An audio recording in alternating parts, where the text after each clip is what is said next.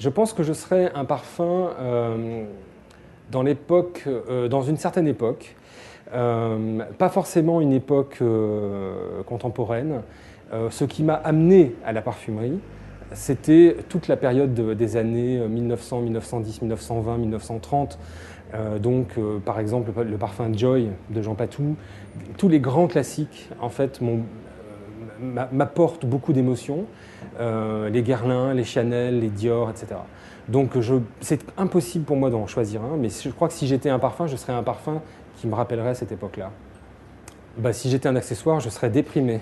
Je ne veux pas être un accessoire, je veux être un objet principal et unique.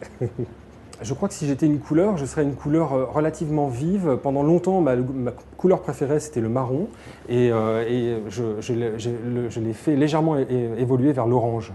Si j'étais un vêtement, je serais un vêtement protecteur, un vêtement contre la pluie, contre le froid et contre le marasme. Oh bah écoutez, moi je crois que je resterai moi parce que j'ai tellement de choses encore à faire, à inventer, à explorer.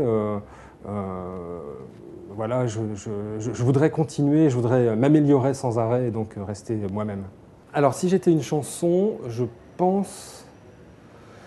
Oh là, c'est compliqué parce que toutes ces choses évoluent. Je pense que dans sa vie, comme ça, on a des moments avec des préférences pour certaines choses. Mais je crois que je serais une chanson de Véronique Sanson. Ça resterait quand même pour moi le grand basique. Si j'étais un film, je serais une série de films genre Seigneur des Anneaux ou les Star Wars, etc. J'adore le fantastique. Je crois que si j'étais un livre, j'essaierais d'être le formulaire d'un grand parfumeur. Là où on peut lire toutes les formules secrètes. Il y a plusieurs peintres que j'aime bien. Je crois qu'un de mes préférés reste Francis Bacon.